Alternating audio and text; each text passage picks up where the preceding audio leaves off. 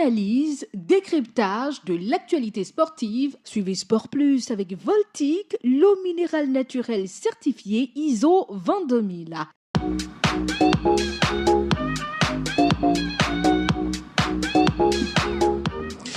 Si vous êtes avec nous, vous êtes sur Radio Djena, c'est bien l'heure de Sport Plus, votre émission de tous les mercredis, plusieurs sujets avec ce tourbillon à la Fédération togolaise de football, justice ou complot contre le CDF ACNOUR, à l'issue bien sûr de la décision rendue publique par la commission de discipline de la Fédération togolaise de football.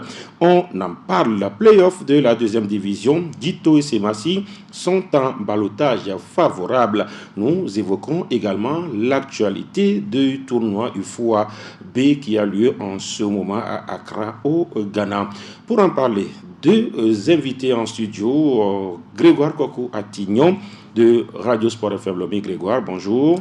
Bonjour Latif et bonjour à tous ceux qui sont branchés sur Radio Djena. Edwige Jigbodi Apedo de Radio Djena en studio. Edwige, bonjour. Bonjour Latif, bonjour à tous. Alors, on va parler d'abord des filles qui sont en regroupement à partir de ce 17 juillet et ce pour le 26 juillet prochain, Grégoire. Oui, vous savez que le Togo se prépare pour le deuxième tour des qualifications pour la Coupe d'Afrique des Nations 2026. Il y a eu un premier tour, le Togo a joué en deux confrontations ici à Lomé, Djibouti, avec la qualification. Maintenant, le deuxième tour, c'est ça qui donne droit à la qualification directe pour la Coupe d'Afrique des Nations. Et donc, le Togo reçoit en octobre, le Togo joue en deux confrontations en octobre prochain contre le Burkina Faso. Et donc, il faut préparer cette rencontre-là. Vous savez que nous sommes dans la période des trêves, des vacances au niveau donc des championnats sur le plan international. Et donc, ces joueuses-là, il y a des internationales qui sont actuellement à Lomé. Il faut profiter justement donc de ce temps-là pour un regroupement. C'est que la rencontre, c'est en octobre, mais il faut quand même mieux se préparer parce que Tomiti Kai et ses filles se sont séparés il y a un bon moment.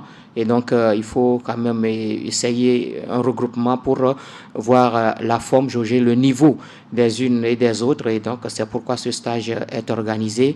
Il faut profiter justement donc de ce temps de trêve. Et là, c'est vrai que comme Etika, il connaît ses joueuses, mais cela ne veut pas dire qu'on n'a pas besoin quand même de ce regroupement. C'est que quand on prend les clubs, c'est des joueurs qui se retrouvent tous les jours, mais à chaque fois, quand il y a une compétition, ou bien quand il y a un championnat, on se prépare. Et donc, le Togo aussi doit se préparer justement en attendant la rencontre à venir, voir le niveau donc, de ces filles-là et qui sont celles-là qui peuvent être quand même retenues pour les deux matchs à venir.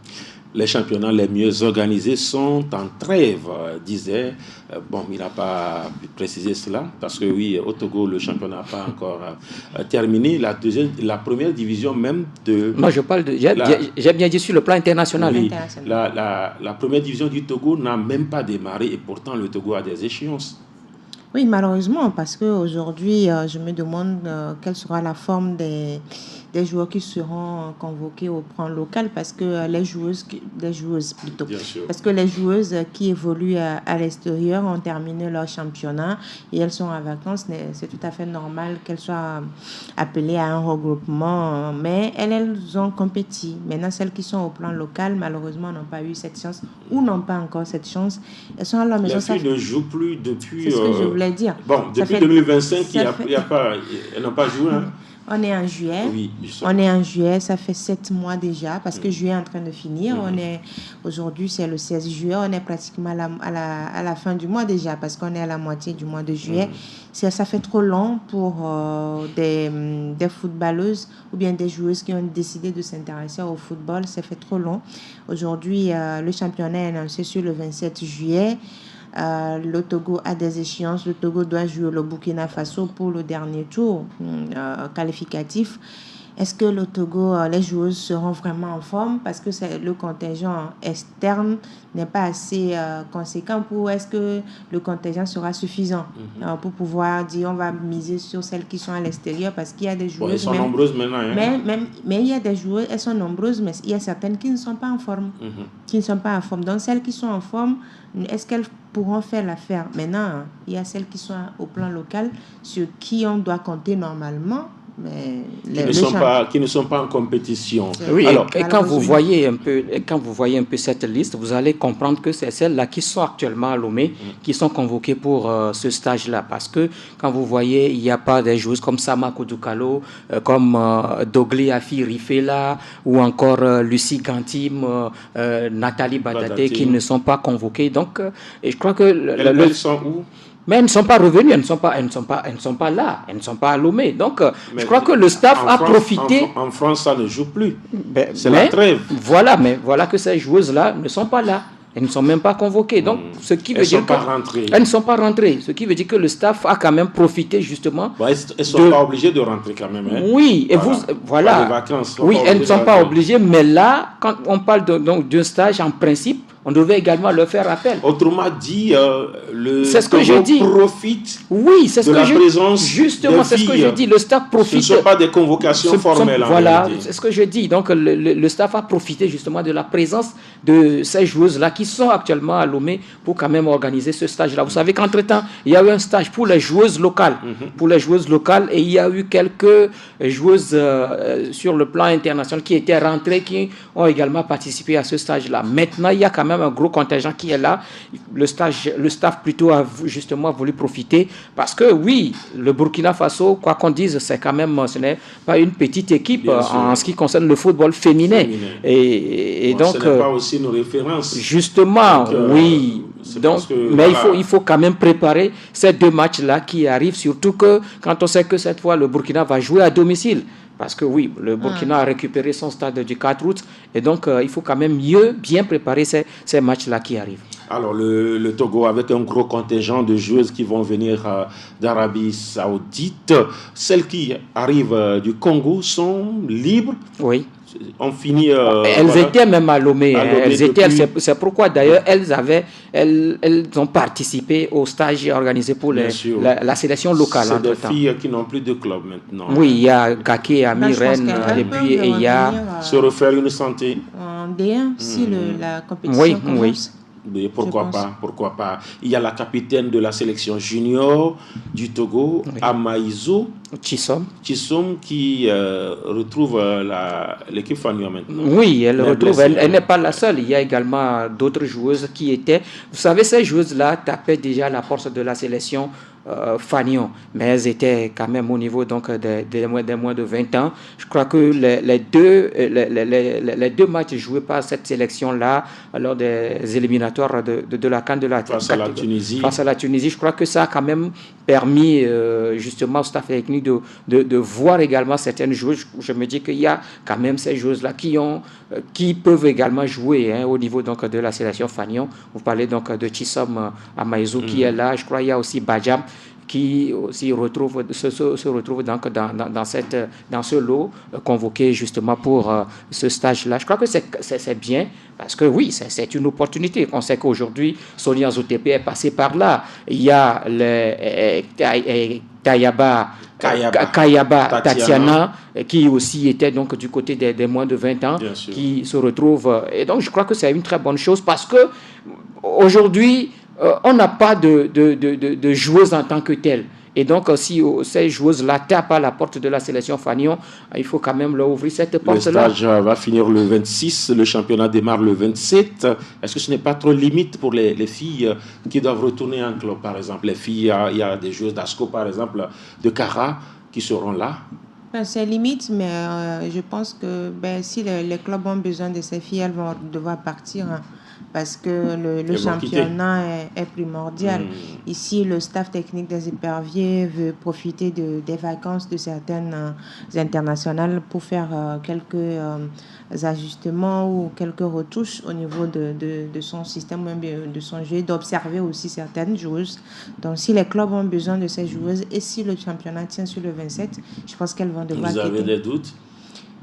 On souhaiterait vraiment que le championnat démarre le 27 juillet parce que les joueuses ont trop duré. Moi, je le dis, quand vous êtes dans un football, vous décidez de jouer au foot et vous jouez un championnat, vous faites 6 ou 7 mois à la maison, plus de 7 mois à la maison, parce que quand on prend en 2025 uniquement, ça fait 7 mois. C'est trop pour des footballeurs qui aspirent au professionnalisme et qui espèrent aller à l'extérieur. En tout cas, la Fédération togolaise de football va peut-être prendre en compte vos préoccupations pour les prochaines saisons qui s'annoncent avec des dates aussi. Le Togo encore, mais cette fois-ci à Accra, au Ghana, joue au tournoi IFOA-B des moins de 20 ans. Et il y a eu un événement, Grégoire. Le Togo a gagné un match dans ce tournoi, bien sûr. Est-ce que vous vous rappelez la dernière fois où le Togo a véritablement gagné, surtout dans un tournoi à l'extérieur? Oui, mais même à domicile. Même à domicile, l'année passée, le même tournoi a été organisé ici à Lomé.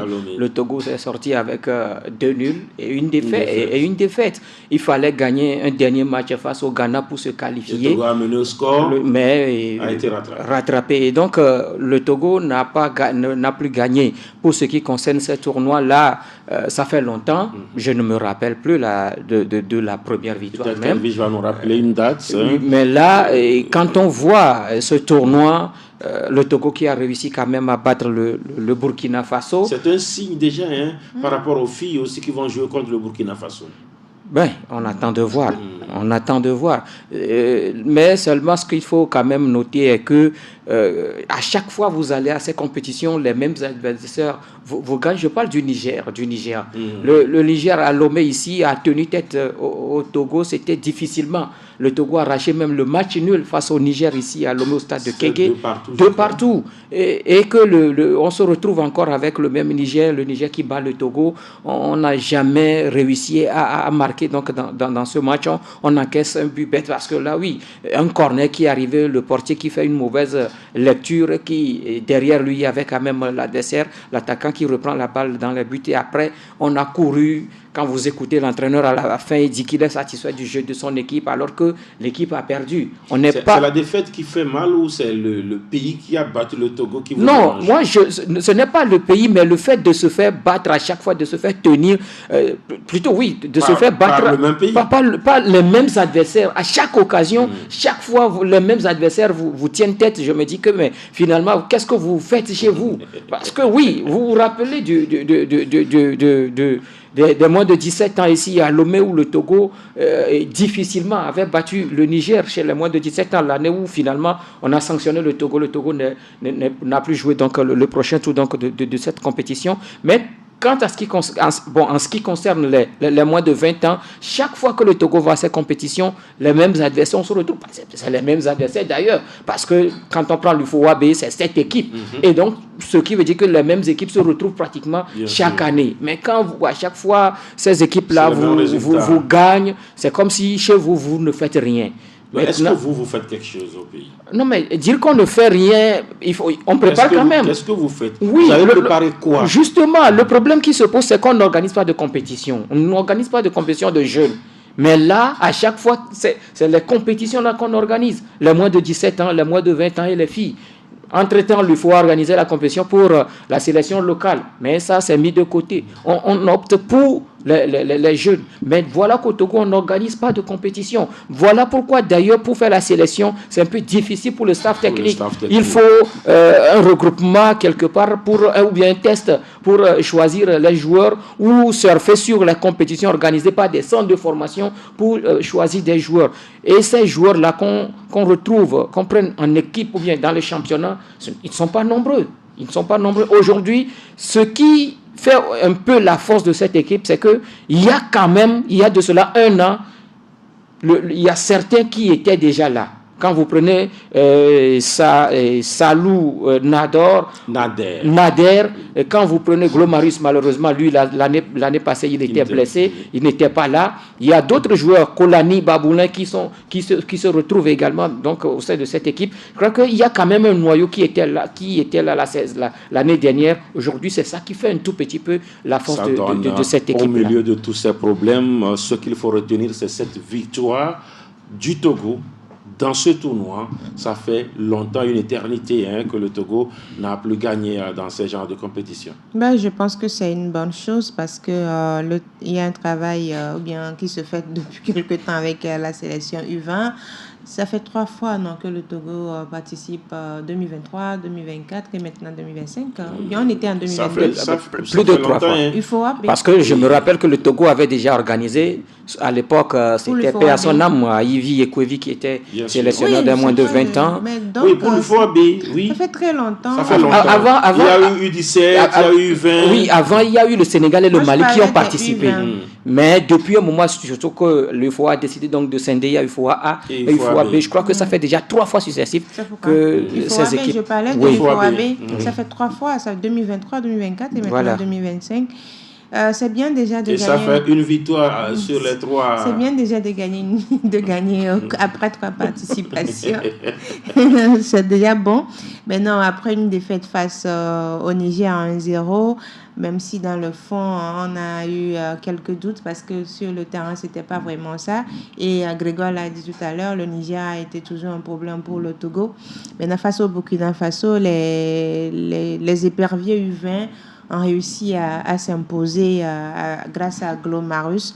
Je pense que c'est déjà bien parce que quand on prend cet effectif-là, il y a certains joueurs qui se connaissent, qui sont ensemble depuis quelques temps sous Ameto Kodokin. Maintenant, il reste le 3e match. Reste à savoir si... Un gros match. Reste à savoir si... Non, c'est pas un gros match. Attends. C'est pas un gros match. La Côte d'Ivoire est déjà qualifiée. Non, mais oui, mais la Côte d'Ivoire ne va pas vouloir lever le pied aussi. Oui. Même si elle est déjà qualifiée, elle ne va pas vouloir lever le pied. C'est la Côte d'Ivoire a 6 points. Équipe. Oui. Le Niger a 3 points. Oui. Le Togo a 3 points. Oui. Et quand vous prenez... Si le Togo gagne, le Togo aura 6 points. Oui. Et si le Niger gagne le Burkina, le Niger aura 6 points. Et donc la Côte d'Ivoire va être éliminée. Les calculs. Possible. Donc les Ivoiriens ne vont vont pas vouloir lever le pied et espérer qu'une faire des calculs, perde avant de se qualifier. Donc ils vont vouloir prendre les points et puis se qualifier. Donc je pense que c'est un gros match pour surtout que le Burkina est déjà éliminé. Au même moment, le Burkina aussi n'est pas éliminé. Mais le Burkina a 0 points. Oui, d'autant plus que le Togo a 3 points. Le Niger a 3 points. Le Burkina aussi peut gagner son match. Et si la Côte d'Ivoire gagne le Togo, vous voyez donc que la Côte d'Ivoire aura 9 points. Voilà. Et les autres, voilà, ça veut dire que le Togo joue un gros match. Et la poule est ouverte. La poule est ouverte et le Togo doit s'imposer face à la Côte d'Ivoire, même si ça serait difficile. Vous pensez que ça sera compliqué? C'est une belle équipe ivoirienne, mais si le Togo reste sur ce qui s'est passé face au Burkina Faso, si les joueurs arrivent à avoir l'énergie nécessaire pour... et la stratégie nécessaire pour contrer les Ivoiriens, c'est possible même. Quand j'ai regardé un peu le match de la Côte d'Ivoire, ça serait compliqué, mais impossible. De toutes les façons, ça va se jouer ce jeudi. Les éperviers joueront contre les éléphantaux de Côte d'Ivoire. Vous êtes sur Radio Djena, vous écoutez bien sûr l'émission Sport Plus. On va parler de cette affaire à la Fédération togolaise de football qui défraie la chronique. Qu'est-ce qui se passe à la fédération? Qu'est-ce qui se passe avec le football togolais? Pourquoi chaque année autant d'histoires autour du football togolais? Edwige Abedo. Moi, je ne saurais le dire, parce que cette question, normalement, devait être adressée à la Fédération togolaise de football. Qu'est-ce qui se passe? Pourquoi toujours des problèmes à chaque fin de saison? Pourquoi? Les pourquoi doivent être adressés à la Fédération togolaise de football, mais c'est triste. C'est triste que le football togolais se retrouve dans ces conditions à chaque fin de saison. C'est triste pour les acteurs, c'est triste surtout pour les joueurs. Parce qu'on ne peut pas, se surpasser pour gagner des matchs et après sur des situations, vous perdez des points et tout. Je pense que c'est vraiment triste tout ça. Et aujourd'hui, le football togolais ne se joue pas que sur les pelouses, ça se joue également au niveau des commissions. Même si on sait que le football en général se joue aussi au niveau des commissions, mais pour le Togo, ça devient de trop. Comme l'a dit quelqu'un, il y a 3 phases dans les championnats du Togo. Voilà, la première, la deuxième, puis la troisième phase, souvent qui se joue dans les couloirs de la Fédération togolaise de football. Alors, la décision de la commission de discipline donne en tout cas 3 points à l'étoile filante. Aujourd'hui, dans cette affaire, quand on prend le tout, on peut parler de justice ou de complot contre la victime de cette affaire, parce que tout le monde connaît la victime, ce n'est pas Gomido. La victime, c'est le CDF ACNUR. Est-ce qu'il faut parler de complot? Je ne pense pas. Et moi, je crois que c'est une situation qui est arrivée et qui se présente comme ça. La situation, c'est que l'étoile filante a fait évocation par rapport à son dernier match face à Gomido de Palimé. Mais si, au niveau de la commission de discipline, on constate que l'évocation faite par le club étoile filante est justifié, il faut rendre justice. Et c'est ce qui a été fait. C'est-à-dire que c'est constaté que Gomido a fauté. Et si Gomido a fauté, il faut sanctionner. Et c'est ce que la commission de discipline a fait. Maintenant, l'étoile filante bénéficie des points. Mais voilà que cette décision de la commission de discipline n'agit pas sur le club chez qui on prend les points, mais plutôt ça a des répercussions sur un autre club. Et c'est le CDF ACNUR qui n'était pas dans le jeu. Maintenant, le problème qui se pose ici, quand on analyse, bon, en fait, quand moi j'analyse un peu vous faites partie de ce. Voilà, quand j'analyse, la faute n'est ni de l'étoile filante, ni de la commission de discipline. La faute est au niveau de la Fédération togolaise de football. La faute doit être de l'étoile filante. L'étoile filante a fait une évocation. Oui, c'est ce que je dis. A raison. Voilà, l'étoile filante a fait une évocation. Donc, ce qui veut dire que l'étoile filante n'a pas de problème. L'étoile filante... Maintenant, qui a des problèmes? Le problème aujourd'hui, mais c'est le CDF ACNUR qui a problème. Et le problème est créé par qui? Par la Fédération togolaise de football. Par le biais donc de ses services. Mais vous dites que la commission n'a pas de problème. La commission a tranché. Mais la commission fait partie de la fédération. Oui, bon, je dis, c'est pas le biais de ses... C'est une branche de la fédération. La fédération, pas le biais de ses services. La commission, c'est juste un département qui est là pour une compétition, bien pour des compétitions. Maintenant, il y a quand même un service qui s'occupe de l'établissement des licences. Et quand il faut établir des licences, il faut des préalables. Et quand un club ne répond pas à ces préalables, ce qui veut dire que le club-là n'a pas droit d'avoir cette licence-là. Prenons le cas de l'étoile filante de Gomido. On fait venir des étrangers. On sait que quand vous avez des joueurs étrangers dans votre club, il faut des préalables. L'aide de libération, et puis le certificat international de transfert. Quand vous avez ce certificat-là, vous avez droit à la licence. Mais voilà que Gomido a présenté 2 joueurs. On leur a fait des licences alors qu'ils n'avaient pas présenté leur certificat international de transfert. Mais comment se fait-il qu'ils n'ont pas présenté ces CIT-là, mais ils ont eu les licences pour jouer? Voilà un peu là le problème. C'est pourquoi je dis que le service concerné a fauté. Et c'est... on parle beaucoup plus de la direction des compétitions qui a fauté dans cette affaire, parce que c'est elle qui établit... Et cette direction n'est pas la fédération. Mais je dis bien que c'est la fédération. C'est le service. Donc la fédération a fauté. La fédération a fauté. Je l'ai bien dit. D'accord. Et donc, aujourd'hui, malheureusement, c'est le CDF ACNUR qui perd... les pots cassés qui endosse les fautes de la fédération. Les fautes de la fédération, c'est ce que moi je constate. Oui. C'est une justice qui est faite ou c'est un complot alors, Edwige Apedo? contre le CDF Agno? Je ne sais pas comment je vais dire, mais je vais plutôt dire que c'est de l'injustice. C'est de l'injustice pour le CDF Agno parce qu'aujourd'hui, le fautif, c'est la fédération, c'est le service de la Fédération togolaise de football.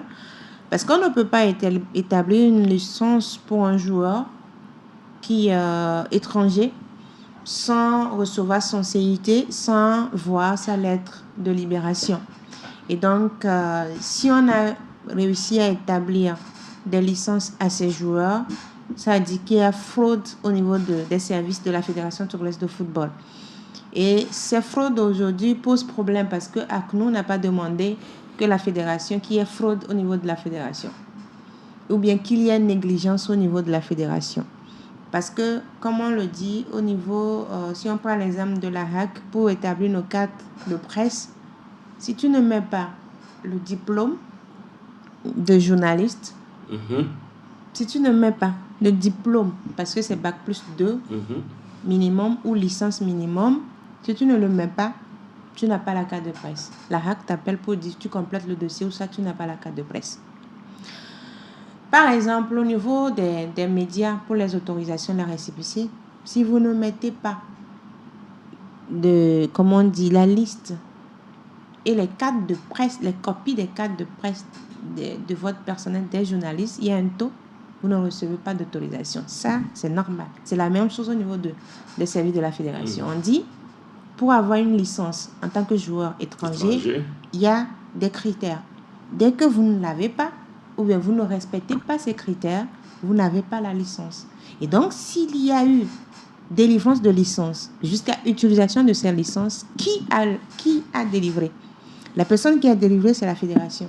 Et il faut sanctionner. Étoile filante est rentrée dans ses droits. L'étoile filante est rentrée dans ses droits parce que l'étoile filante a déposé et la commission a dit ok, a raison, l'étoile filante a raison. A raison de faire évocation. Et a eu gain de cause. A eu gain de cause. Le Gomido, les Showboys ont eu tort d'aligner des joueurs qui n'ont pas le CIT ou la lettre de libération. Maintenant, qui a fait ça? Qui a donné la licence? On me dit dans le communiqué, blâme. Donc dans la décision dans le communiqué sorti, quoi. Dans la décision, on dit blâme pour M. Pafiodobo, directeur des compétitions nationales. Blâme là, ça veut dire quoi? Ça veut dire quoi? Je ne comprends pas. C'est en fait... Non, mais moi je vous pose la question, c'est à vous d'éclairer. Je ne comprends pas. En fait, c'est se moquer de l'intelligence de certaines personnes, ou bien du monde du football. Si quelqu'un fait quelque chose, la fraude, elle est punie. Elle est punie. Même au niveau des instances dirigeantes, c'est-à-dire de la législation, voilà, la fraude est punie. Il y a des amendes, il y a des peines par rapport à la fraude. Donc, celui qui a fait la fraude doit être puni. Blâme, c'est quoi ça?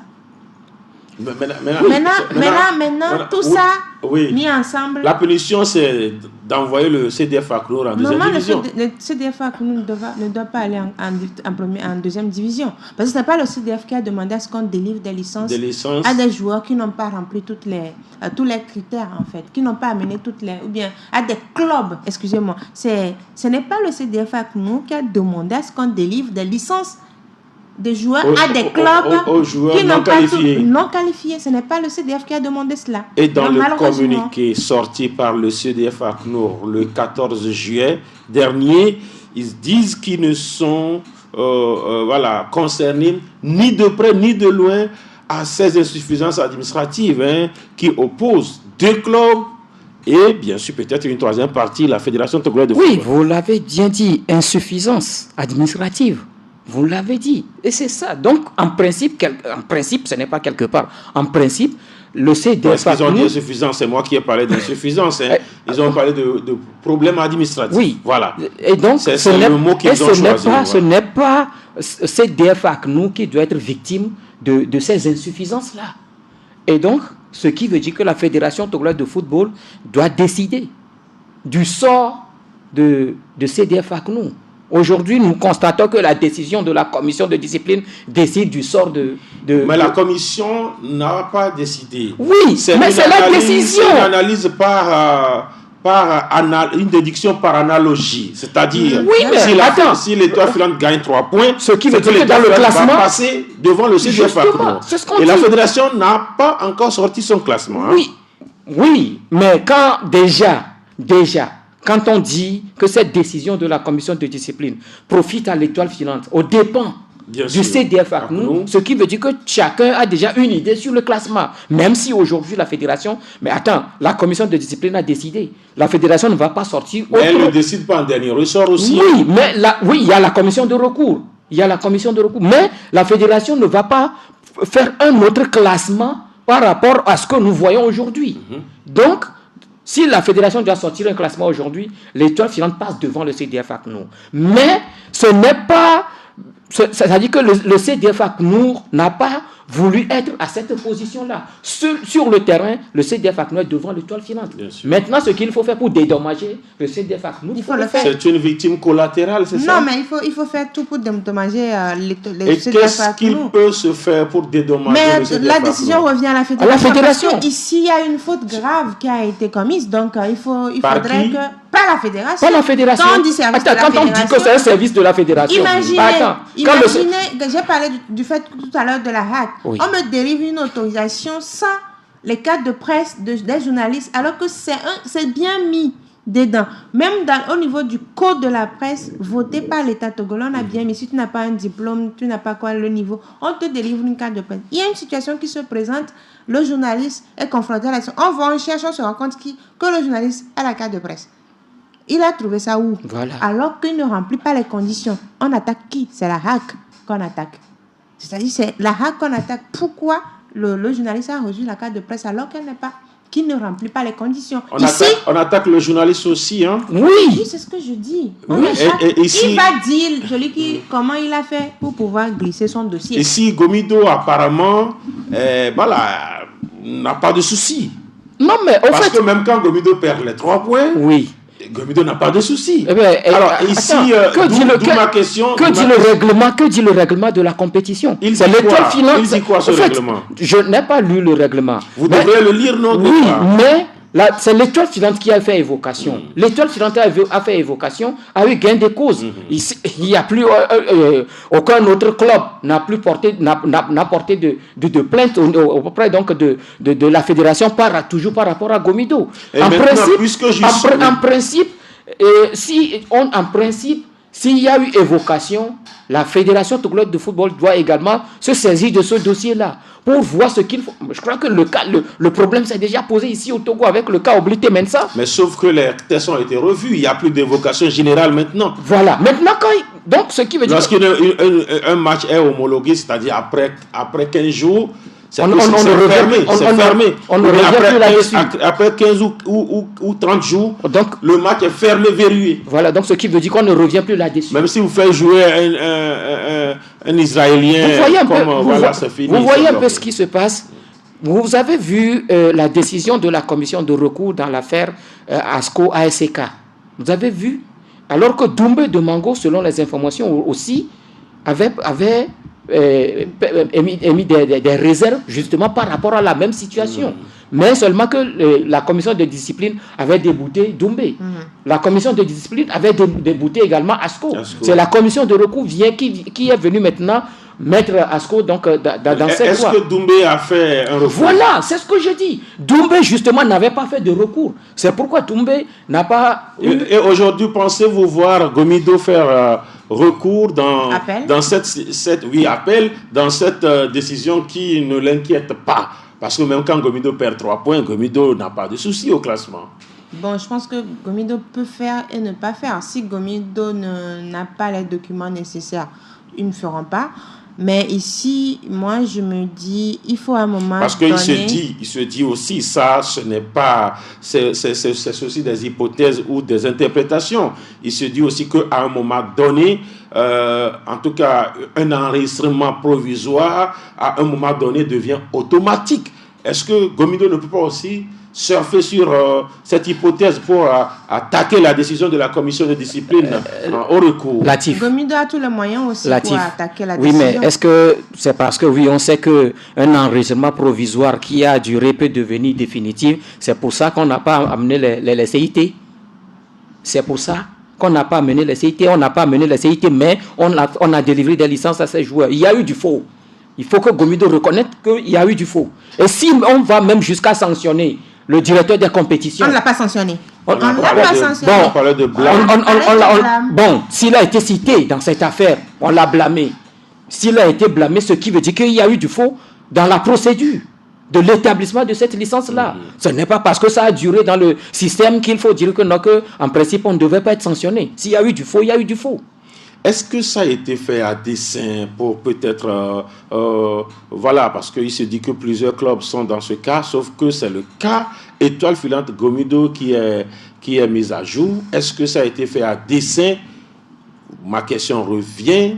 Est-ce que ça a été fait à dessein pour sauver un club en lieu et place d'un autre club? Tout porte à croire que peut-être que ça a été fait à dessein. Mais moi, ce qui me frustre, c'est qu'on attend toujours la fin pour venir chercher les moyens, les voies et moyens pour se maintenir en première division. Je suis désolée.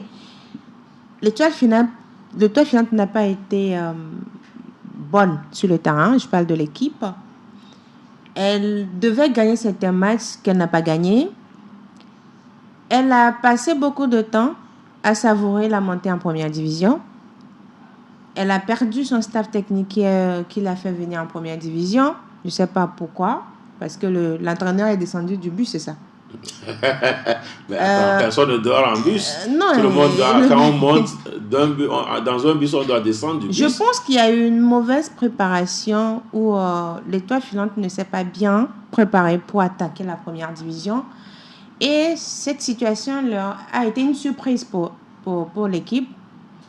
Et aujourd'hui, on surfe sur des détails pour se maintenir en première division. On se dit, pourquoi ça fait partie du jeu, hein? Ça fait partie du jeu, mais moi, je me dis ici, il y a quelqu'un qui est victime, mais qui n'a pas demandé à être victime. Il y a des gens qui ont fait du faux, qu'on sanctionne tout le monde et qu'on prenne leurs responsabilités aussi. On me dit, il y a plusieurs clubs qui sont dans la situation. Qu'on sanctionne tout le monde. Si on ne va pas jouer au foot, qu'on ne joue pas au foot. Si on veut jouer au foot, qu'on respecte les règles. Si on veut jouer au foot et qu'on a pris des règles, qu'on ne transgresse pas ces règles-là, qu'on les respecte. Je suis désolée qu'on me dise, c'est parce qu'aujourd'hui, c'est le cas de l'Étoile Filante de Gomido, ou bien c'est le cas de Gomido qui est exposé, et que certaines personnes viennent dire que non, pour donner des leçons. Non, je suis désolée. On a dit, si vous ne respectez pas certaines conditions, vous ne prenez pas tel document. Mais pourquoi on doit faire des faveurs? Oui, s'il y a des responsables, des administrateurs qui viennent au niveau de la fédération pour faire des courbettes, demander à ce qu'on puisse établir, dites non. Parce qu'aujourd'hui, on ne peut pas évoluer si on continue dans ces conditions. Pas être un peu...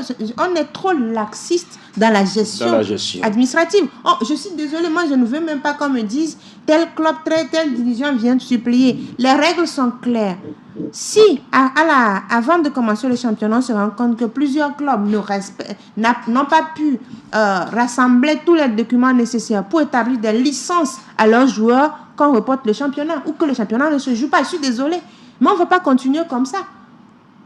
On ne va pas continuer. Il y a des clubs qui font des efforts pour respecter, mais il y a d'autres qui n'en font même pas. Mais il faut qu'on arrête. On veut aller où? On a parlé de professionnalisme. Si on veut faire du professionnalisme, le laxisme n'y est pas. Est-ce que Gomido risque aussi? Parce que lorsqu'on parle de pénalité, si on parle de perte de points, d'accord, mais là, quand on parle de pénalité, la pénalité peut aller au-delà du match sur lequel l'affaire est portée. Un club peut être pénalisé de 10 points, de 15 points pour une faute. Oui, mais dans la décision de la commission de discipline, qu'est-ce qui a été dit? Mais il y a le recours qui est là. Oui, je suis d'accord, mais pour le moment, on s'en tient à la décision de la commission de discipline. Gomido est pénalisé, il perd 3 points. Maintenant, au niveau de la commission de recours, est-ce qu'on va alourdir la sanction en disant que Gomido va perdre 10 points? Est-ce Est-ce que c'est ce que dit le règlement? Est-ce que c'est ce que dit la loi? Je ne sais pas. Mais par rapport à l'analyse développée tout à l'heure par Edwige, c'est vrai. Vous savez, ce qui se passe aujourd'hui, ça devait arriver un jour. Et c'est ça qui est arrivé. Parce que ce n'est pas aujourd'hui que ça a commencé. Ça se fait pratique. Qu'est-ce qui a commencé? Mais le problème de l'établissement des licences, il y a eu toujours des faux. Il y a toujours eu des négociations. Ça a commencé depuis. Est-ce que ce n'est pas une accusation gratuite? Vous pensez? Si ce n'est pas une accusation gratuite, pourquoi c'est fait cette fois-ci? Mais que la fédération me dise que non, que c'est une accusation gratuite. Mais pourquoi c'est fait cette fois-ci? C'est fait oui ou non? Il y a une preuve qui est là. La preuve est là. Donc ce qui veut dire que ça se fait depuis. Oh, on est ho-ho. Et puis on ça se fait depuis. Et puis on dit ils le font. Et puis on dit on blâme le directeur de compétition. Ça veut dire qu'on le rend responsable d'un acte négatif. Ça veut dire qu'on reconnaît qu'il y a eu du faux. C'est-à-dire que la commission reconnaît qu'il y a eu la responsabilité de la fédération. De la fédération dans cette histoire. Latif, ça se fait depuis. C'est pourquoi c'est fait cette année. Cette décision, justement... Écoutez, Latif, le problème qui se pose aujourd'hui, ce n'est pas seulement au niveau des licences. Écoutez, pourquoi chaque fois, à la fin de chaque match, il y a des équipes qui sont là à guetter ces choses-là? Parce que oui, je n'ai pas gagné sur le terrain, il faut que je fasse évocation, il faut que je porte des réserves. On est là à guetter sur ces choses parce que tout d'abord, peut-être qu'on n'est pas sûr de gagner le match et donc vous allez voir, chaque saison, il y a toujours des réserves. À chaque saison, il y a toujours des réserves. Et ça n'aide pas. Ça se fait en première ligue, également anglaise. Est-ce que vous l'avez une fois entendu? Espagnol. Non, mais attends, nous voyons tous ce qui se passe en France, en Espagne ou en Angleterre. Le championnat fini, on fait le classement. Vous n'allez pas entendre que, oui, quand il y a, peut-être on a vu qu'en Ligue 1, entre-temps, on a retiré les points à Lyon. 15 points. 15 points. Voilà. À Lyon. Avant même le début de la saison. Voilà. Mais Lyon a fait appel et ça a été réduit. Et donc, oui, c'est parce qu'il y a eu problème quelque part. Mais qu'à la fin d'un match, qu'il y a eu réserve sur un joueur, ou il y a eu évocation sur un joueur, et qu'après, on retire les points. C'est au Togo seulement, vous allez voir. Mais ça. si on veut aller c'est dans le championnat. Parce que et ça dépend également de l'organisation qu'il y a autour de ce championnat. Je dis, il faut épurer. Il faut épurer un peu les choses. Je pense que le Connect FTF est arrivé pour régler ce problème, normalement. Oui. Ce problème de fraude ou de négociation pour l'établissement de licences. Avant, c'était vraiment facile qu'on s'entende et puis qu'on établisse les licences et tout. Maintenant, la plateforme était une solution à tous ces mots qu'on rencontre aujourd'hui. Un début de solution. Oui, c'était une solution normalement. Parce que quand on prend tout ce qui est technologie, quand c'est programmé, mais c'est l'homme qui manipule. Voilà. Mais c'est ce que tu demandes à la machine de faire. Oui, c'est ce qu'elle fait. Mais ici, c'est l'homme qui manipule. Ça veut dire qu'il faut à un moment donné rendre les gens responsables. Parce que la plateforme, le projet même est bon. Si on parvenait à respecter tout ce qui découle, je pense qu'on aura des choses filtrées. On aura on va dire, de bonnes situations en fait. On n'aura plus ces problèmes-là. Maintenant, c'est ceux qui manipulent la plateforme qui doivent aujourd'hui, il faut qu'on ait de l'intégrité. Je suis désolée. Je pense que c'est une belle opportunité pour le Togo d'assainir son football, surtout avec les joueurs qui reviennent. C'est-à-dire l'affaire Gomido étoile filante. Oh, mais l'affaire CDFA Kounou, cette affaire-là peut prendre quel nom? Non, moi je parle d'abord de la plateforme qui était une belle opportunité pour assainir le football togolais parce qu'il y a des joueurs qui font des allers-retours, il y a des présidents, des dirigeants de clubs qui, très rapidement, parce qu'ils se sentent en difficulté sur le terrain, se rendent compte on a besoin de renfort, mais le renfort arrive, ne remplit pas toutes les conditions. Et puis il faut signaler que le système pour l'instant n'arrive pas à mettre les dates sur les licences. Voilà. Ça, c'est un point à revoir. Une insuffisance du système. Voilà. Je pense que la fédération peut faire appel à la FIFA pour régler cela. Il semble que même au niveau de la FIFA, ce n'est pas encore réglé. Il faut trouver une solution. Mais maintenant, au-delà... Il faut dater les licences. Avant qu'on ait la date d'établissement des licences, il y a une plateforme, il y a une machine qui est là. Ceux qui manipulent la machine aujourd'hui, il faut que la fédération fasse un travail. Les gens qui sont à la tête ou bien qui ont la main, parce que ce n'est pas toutes les personnes qui ont la main sur cette plateforme-là qui font aussi du faux. Mais il faut aujourd'hui qu'on arrête avec le faux. Si quelqu'un arrive, on arrête aussi avec les négociations. Si quelqu'un arrive et la personne ne respecte pas les conditions, qu'on n'établisse pas les licences. Aujourd'hui, on a une situation qui est là sur la table et que la fédération, moi je dis, c'est à la fédération de prendre sa responsabilité. Compte en tout cas user de tous les moyens légaux pour que justice soit faite, d'abord pour eux et pour tout ce qu'ils appellent football équitable. Ils veulent faire justice pour eux et pour tous ceux qui pratiquent le football équitable. Grégoire, je suis en train de reprendre une partie du communiqué du CDF, de la direction du CDF. Il a fallu que cette histoire-là arrive, qu'on comprenne aujourd'hui le jeu qui se fait un peu dans l'organisation du championnat de football. Vous avez compris finalement quoi? Oui, j'ai compris qu'il y a trop de fraude. Trop de négociations. Donc c'est à partir de cette affaire. Oui, non mais c'est cette affaire qui a exposé les gens. Moi je dirais il y a trop de négociations, pas trop de fraude. Non mais, quand il y a négociation, quand vous acceptez les négociations, donc ça conduit à la fraude. J'ai oublié que vous avez suivi une formation de fraude. Et donc, cette situation expose un tout petit peu, excusez-moi, la Fédération togolaise de football. Ce qui se fait. Quand vous ne donnez pas de crédit à ce que vous faites, voilà un peu les résultats. La solution aujourd'hui, c'est quoi? Je voudrais dire quelque chose. Il y a de cela 2 ou 3, 5 ans, Maranatha a subi la même chose pour aller en deuxième division. Kotoko de la vie, non, pas Kotoko, c'est Maranatha, dans l'affaire Maranatha. Il y avait un problème avec Kotoko aussi en temps. Oui, Kotoko a été lésé, Arabi a été lésé, Maranatha a été lésé. Ce qui veut dire que... Affaire Maman Noureni. Voilà. Donc, ce qui veut dire que quelque part, il y a certains qui sont là, c'est comme si ce sont eux qui décident du sort du football togolais. C'est-à-dire que si ce club-là doit être champion, on doit le décider. On a vu un peu, excusez-moi, ne le cachons pas, on a vu un peu le déroulement du championnat cette saison. On a vu un peu comment ça s'est passé. Oui, c'est vrai, il n'y a pas de preuves, mais les arbitres aussi jouent leur jeu. Dans l'attribution des titres. Et quand vous parlez d'intégrité, ce sujet va revenir parce que c'est un feuilleton. Si on veut aller vers un football professionnel, parce que il faut aller aussi vers l'intégrité, parce qu'on ne peut pas avoir... Tous les acteurs doivent être intègres à un moment donné. Quand vous parlez d'intégrité, Edwige, les membres des commissions doivent aussi être intègres. J'allais vers là. Surtout les commissions juridictionnelles. J'allais vers là, en fait. Parce qu'aujourd'hui, on ne peut pas prendre des acteurs qui n'ont pas... Mais il y a certains qui sont là, qui ne sont pas intègres. Quand on dit dignité, intégrité, il faut que les gens aient cela. S'il le faut, aller à la formation des acteurs qui sont dans le football. Peut-être des gens ont faim. Si vous avez faim... Ne venez pas au niveau de la commission pour punir des innocents. Je suis désolée. Ce n'est pas parce que vous avez faim que vous allez, à cause de votre ventre, punir des innocents.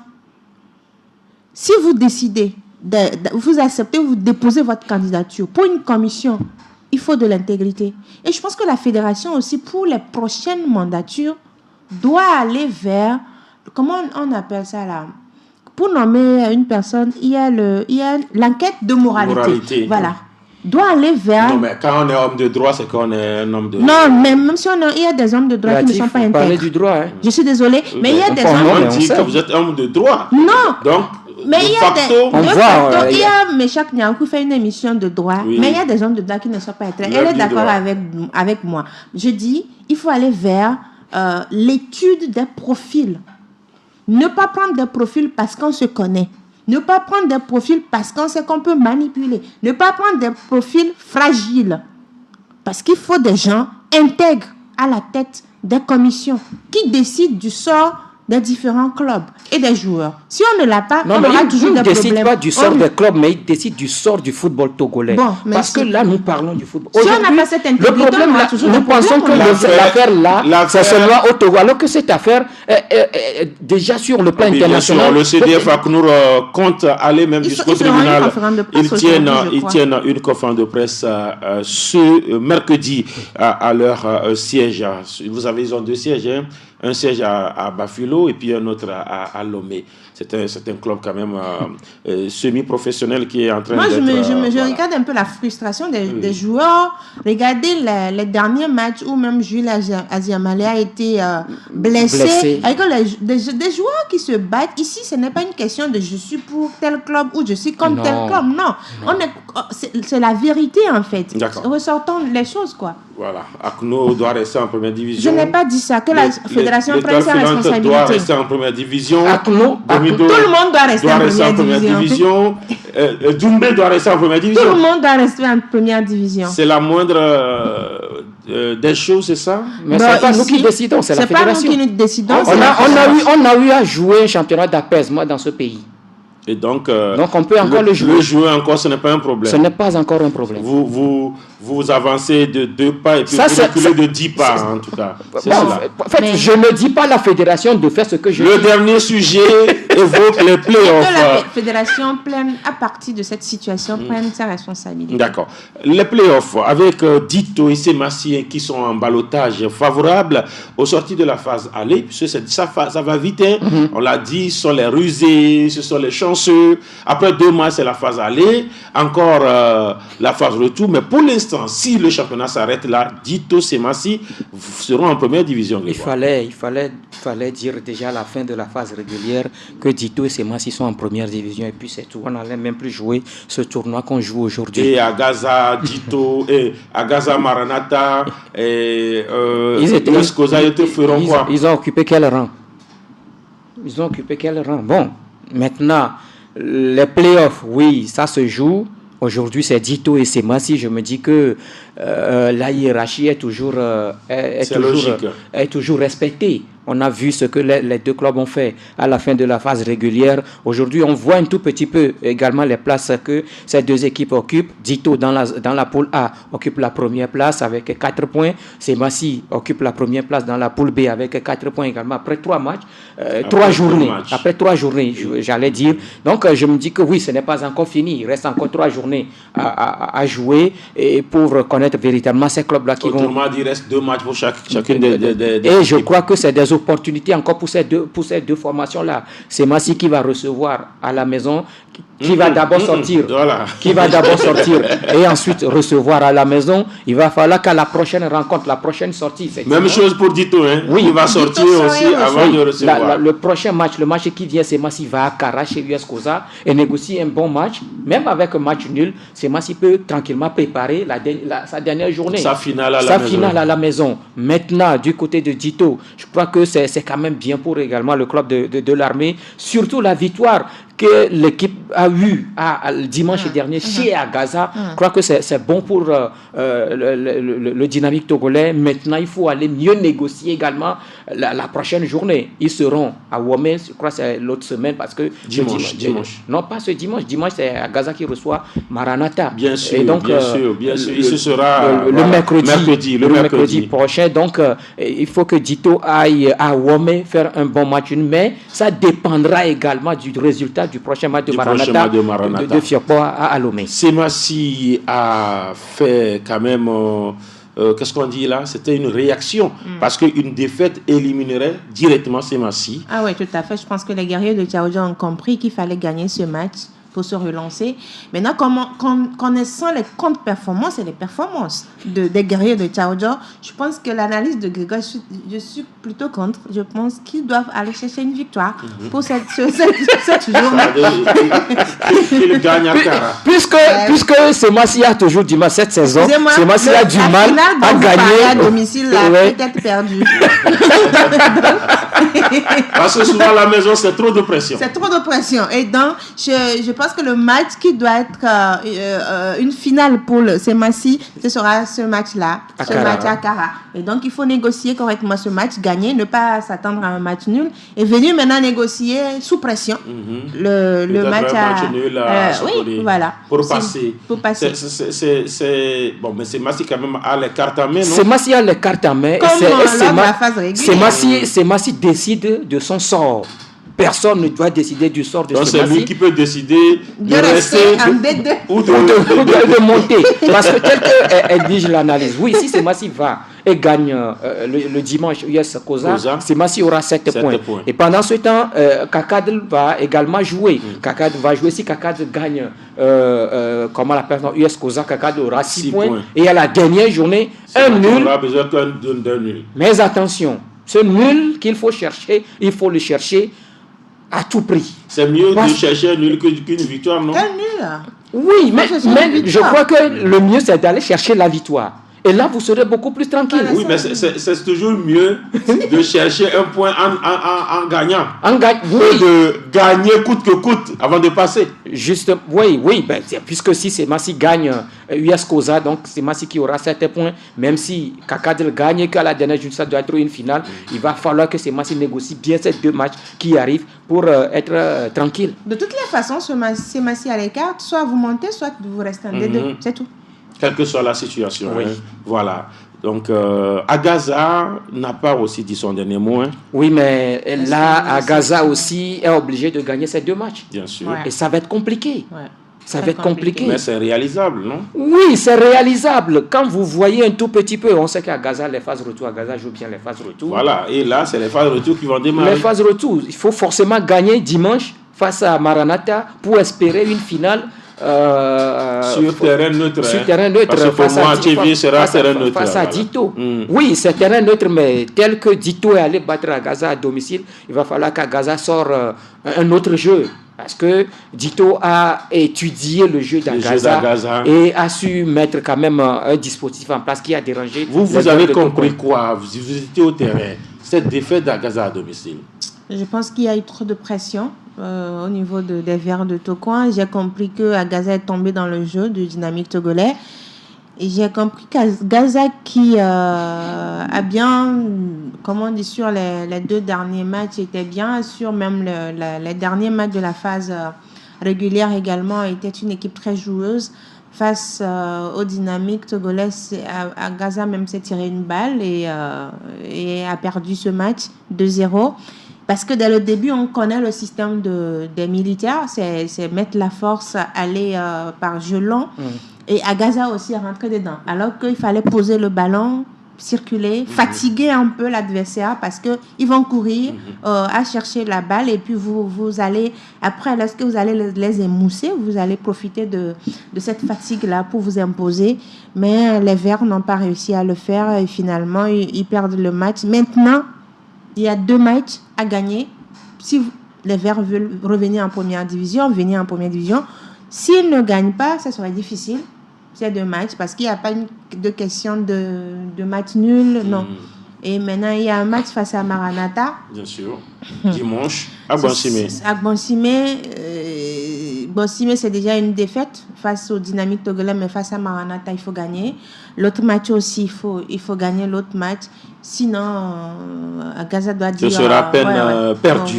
On aura fait le tour. Ce qui est en tout cas encore intéressant, c'est que c'est ouvert dans les 2 poules.